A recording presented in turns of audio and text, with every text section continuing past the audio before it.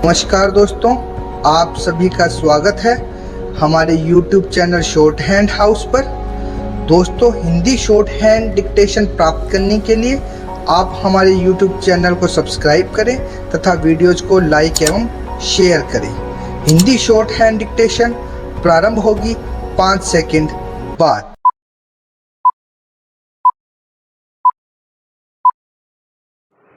Start. देश के शहरी इलाकों में अवैध कॉलोनियों को शहरी विकास के लिए खतरा बताते हुए सुप्रीम कोर्ट ने इनकी रोकथाम के लिए व्यापक कार्य योजना बनाने की जरूरत बताई है। सुप्रीम कोर्ट ही नहीं, तमाम अदालतें बेतरतीब बसावट को लेकर सरकारों को चेताती रही है। इस बार सुप्रीम कोर्ट ने राज्य सरकारों को सुझाव देने के लिए एमिक्स क्यूरी न्याय मित्र नियुक्त कर इस दिशा में एक कदम और बढ़ाया है। अवैध कॉलोनियों को बसाने में बड़ा योगदान भू माफिया का तो रहता ही है। वे सरकारी कारिंदे भी कम जिम्मेदार नहीं हैं, जिनकी मिली भगत से कानून कायदों को धत्ता बताते हुए सुविधा क्षेत्र में भी आवासीय या व्यावसायिक प्रयोजन से निर्माण कर लिया जाता है। हमारे अब तक के अनुभव से तो यही सामने आया है कि जब सिस्टम की शह पर ऐसे अवैध निर्माण खड़े हो जाते हैं तो राजनीतिक दलों को वोट बैंक की चिंता सताने लगती है। इसीलिए जानते बूझते भी ऐसी बसावट को रोकने का प्रयास ही नहीं होता। अतिक्रमण उद्योग तो हमारे जनप्रतिनिधियों की शह पर भी रंगत में आता है। ऐसे हालात बनने के लिए कुछ तो नेताओं की मजबूरी है ही। प्रशासनिक ढिलाई और ऊपरी दबाव से भी कम जिम्मेदार नहीं है। सबको पता है कि जिनको चुनाव लड़ना है उनको वोटों की चिंता भी है। इसीलिए एक बार अतिक्रमण हो गया तो फिर उसे बचाने के लिए राजनीतिक दबाव से लेकर कानूनी पेचीदगियों की अंधी सुरंगें भी खूब है। कभी कभार विरोध भी हुआ तो अतिक्रमण हटाओ अभियान भी 4 कदम चलकर फुस हो जाते हैं। भू माफिया तो अपना काम कर जाते हैं, लेकिन कभी अदालतों की सख्ती से ऐसे अवैध निर्माण ध्वस्त करने की कार्यवाही भी होती है तो फिर पिसता वही आम आदमी है जो पाई पाई जोड़कर अपना घरौंदा बनाता है। शायद इसी मानवीय पक्ष को ध्यान में रखते हुए सुप्रीम कोर्ट ने दिल्ली के सरोजनी नगर में 200 झुग्गियों को तोड़ने पर रोक लगा दी है। जाहिर है कि अवैध कॉलोनियों को लेकर सुप्रीम कोर्ट की चिंता भी यही है कि ऐसा बंदोबस्त किया जाना चाहिए जिसमें बेतरतीब बसावट और शहरों के मास्टर प्लान की अनदेखी हो ही नहीं। मास्टर प्लान को लेकर अदालत के आदेश की पालना तो दूर, सरकारें अपने ही मास्टर प्लान को लागू करने में असमर्थता व्यक्त करते हुए अदालतों तक गुहार लगाने लग जाती है।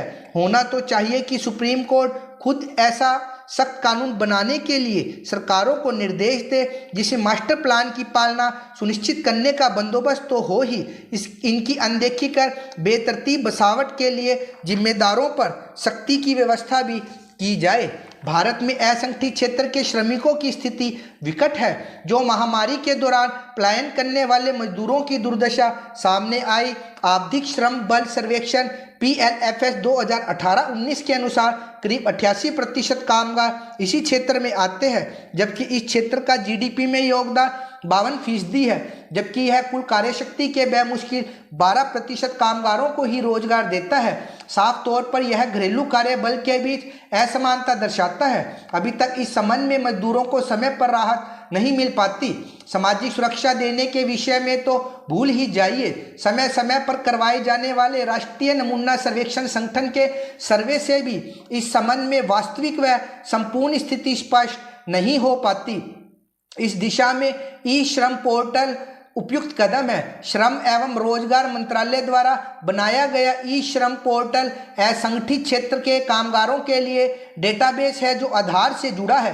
पोर्टल पर रजिस्टर करने के बाद असंगठित कामगारों को डिजिटल फोरम पर ई श्रम कार्ड ID मिलता है। वे पोर्टल या मोबाइल ऐप के माध्यम से अपनी प्रोफाइल को अपडेट भी कर सकते हैं। यह ऐप विभिन्न कल्याणकारी योजनाओं और असंगठित क्षेत्र में कर्मचारियों की पात्रता संबंधी जागरूकता लाने का काम करता है। ई श्रम कार्ड का यूनिवर्सल अकाउंट नंबर UAN देश भर में मान्य होगा। इसके आधार पर कार्ड धारक को सामाजिक सुरक्षा जैसे बीमा कवर, मातृत्व लाभ, पेंशन, शिक्षा, प्रोविडेंट फंड, आवास योजना आदि लाभ मिलेंगे। सामाजिक सुरक्षा लाभ पाने के लिए जानकारी कर्मचारियों को पोर्टल पर उपलब्ध करवानी होगी, जैसे नाम, व्यवसाय पता, शैक्षणिक योग्यता, कौशल आदि।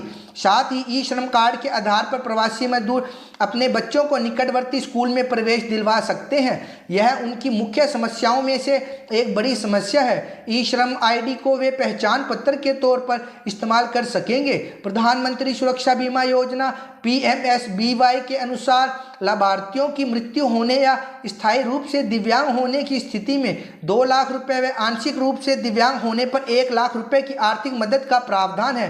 राज्यों और केंद्र शासित प्रदेशों के असंगठित क्षेत्रों में काम करने वाले सभी पात्र कर्मी ई श्रम पोर्टल पर रजिस्टर कर सकते हैं। इनमें शामिल है निर्माण क्षेत्र के मजदूर, प्रवासी मजदूर, गाड़ी व प्लेटफॉर्म मजदूर, ठेले रेहड़ी वाले, घरेलू कर्मचारी, कृषि कर्मी, दूध वाले, मछुआरे, ट्रक चालक वगैरह। पात्र कर्मचारी 4 लाख से भी अधिक साझा सेवा केंद्रों CSCS के माध्यम से रजिस्टर कर सकते हैं। यह केंद्र डिजिटल सेवा अदायगी के केंद्र है। गत 30 दिसंबर तक पोर्टल पर रजिस्टर करने वालों की संख्या 27 करोड़ पहुंच गई है। नीति निर्माण और उसके लक्ष्य क्रियान्वयन के लिए सही व प्रमाणिक क्षेत्रीय लिंक संबंधी डेटा बहुत महत्वपूर्ण है। पोर्टल असंगठित क्षेत्र के कर्मियों के व्यवसाय के आधार पर भी उनका डेटा संग्रह करता है। जैसा कि हम जानते हैं, भारतीय अर्थव्यवस्था 3 क्षेत्रों पर निर्भर है: कृषि प्राथमिक, औद्योगिक द्वितीय और सेवा तृतीय। ई श्रम पोर्टल के अनुसार 52% नामांकन प्राथमिक क्षेत्र में हुए हैं, जो बाकी क्षेत्रों से अधिक है। असंगठित क्षेत्र में सर्वाधिक मजदूर निर्माण व कृषि क्षेत्र में कार्यरत है। इसके अलावा पोर्टल पर रजिस्टर करने वाले अन्य मजदूर, नौकर, घरेलू नौकर, वस्त्र उद्योग कर्मी, ऑटोमोबाइल व परिवहन क्षेत्र, खुदरा एवं खाद्य उद्योग कर्मचारी।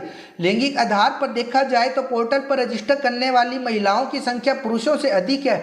महिलाओं की यह संख्या 53% है, बाकी 47% पुरुष है। निश्चित रूप से महिलाओं का ज़्यादा रजिस्ट्रेशन होना और श्रम शक्ति में उनकी कम भागीदारी आश्चर्यजनक है।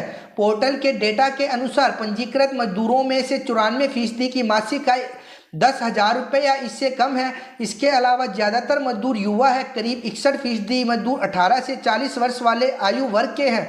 पोर्टल पर मजदूरों का प्रवासी स्टेटस भी दर्ज है। यह पोर्टल भारत की श्रम शक्ति को सशक्त बनाएगा। ई श्रम पोर्टल सरकार के लिए अति आवश्यक था, क्योंकि यह सरकार को एक ही मंच पर असंगठित क्षेत्र के सारे कामगारों की जानकारियां उपलब्ध करवाएगा, ताकि वह उनकी चिंताओं का समाधान कर सके। असंगठित क्षेत्र के अंतिम छोर तक खड़े मजदूर को ई श्रम पोर्टल का सही लाभ तभी मिलेगा जब ज़्यादा से ज़्यादा श्रमिक इस पर स्वयं को रजिस्टर करेंगे। हमारे देश में दुनिया के अन्य देशों की तुलना में बैंक ऋण की ब्याज दरें अधिक है। इसका मुख्य कारण विलफुल डिफॉल्टर्स है। बैंकों के अनेक विलफुल डिफॉल्टर्स लाखों करोड़ों रुपए के ऋण लेकर न केवल विदेश भाग गए, वरन भारत में रहकर भी मौज कर रहे हैं। बैंक इन विलफुल डिफॉल्टर्स के ऋण का मूलधन और ब्याज नियमित भुगतान करने वाले अच्छे ऋणियों से वसूल कर रहे हैं। यदि ब्याज दरें कम होती है तो इससे बड़े उद्योगपतियों को ही नहीं, किसानों, सब नियोजित व्यक्तियों, शिक्षा ऋण लेने वाले छात्रों, आवास ऋण लेने वाले आम आदमी सहित हर व्यक्ति को राहत मिलेगी। बैंकों के पास ऋण देने के लिए उपलब्ध संसाधन कई गुना बढ़ जाएंगे और कम ब्याज दर से मांग और उत्पादन दोनों में कई गुना वृद्धि होगी। इस प्रकार बैंकिंग प्रणाली अर्थव्यवस्था में मुद्रास्फीति की स्थिति को प्रभावित किए बिना विकास की गति को तेज कर सकेगी। विलफुल डिफॉल्टर से वसूली हमारे देश को खुशहाल बनाने की दिशा में गेम चेंजर सिद्ध होगी।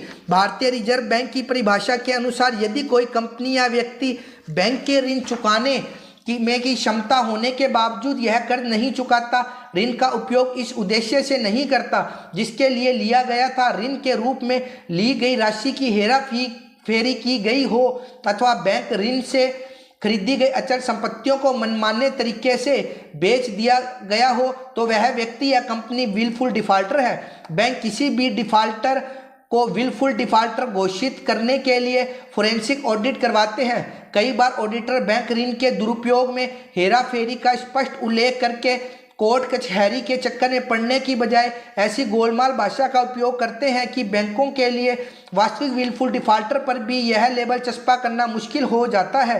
ऐसे में बैंकों को एक और तो ऑडिटर का कार्य कर रहे खुद के अधिकारियों को फोरेंसिक ऑडिटर का प्रशिक्षण देकर उनसे यह कार्य करवाना चाहिए, तथा दूसरी ओर एक दूसरे बैंक का हेराफेरी या बैंक धन खुर्द-बुर्द करने के आरोपी का अपराध सिद्ध करने में सहयोग करना चाहिए। विलफुल डिफॉल्टर से वसूली के लिए ऋण वसूली प्राधिकरण DRT में वर्तमान में कछुआ चाल से होने वाली कार्यवाही को तेज किया जाना चाहिए। दावा दायर होते ही डिफॉल्टर की परिसंपत्तियां तथा पासपोर्ट जब्त हो जाना चाहिए। CBI की आर्थिक अपराध शाखा को पर्याप्त मानव संसाधन दिए जाने चाहिए तथा उन्हें यह भी निर्देश दिया जाना चाहिए कि वे बैंकर्स को अनावश्यक परेशान न करें। विलफुल डिफॉल्टर्स के संपूर्ण परिवार की संपत्ति के स्रोतों की भी जांच की जानी चाहिए। हमारे देश में बड़े आर्थिक अपराधियों का आज भी सामाजिक बहिष्कार नहीं होता है, जो कि होना चाहिए। साथ ही बैंकों को अखबार में विज्ञापन देकर विलफुल डिफॉल्टर के फोटो छपवाने की छूट मिलनी चाहिए। पता नहीं क्यों हमारा सिस्टम प्रत्यक्ष अप्रत्यक्ष रूप से इनके नाम छुपाता है। नेशनल लॉ ट्रिब्यूनल NCLT द्वारा निर्मित मामलों में बैंकों को हजारों करोड़ों रुपए की हानि बैंकिंग की भाषा में हेयर कट से होती है। स्टॉप 160 शब्द प्रति मिनट की गति से थी ये डिक्टेशन। इसका बार बार अभ्यास करिए और इसको ट्रांसक्राइब जरूर कीजिए। धन्यवाद।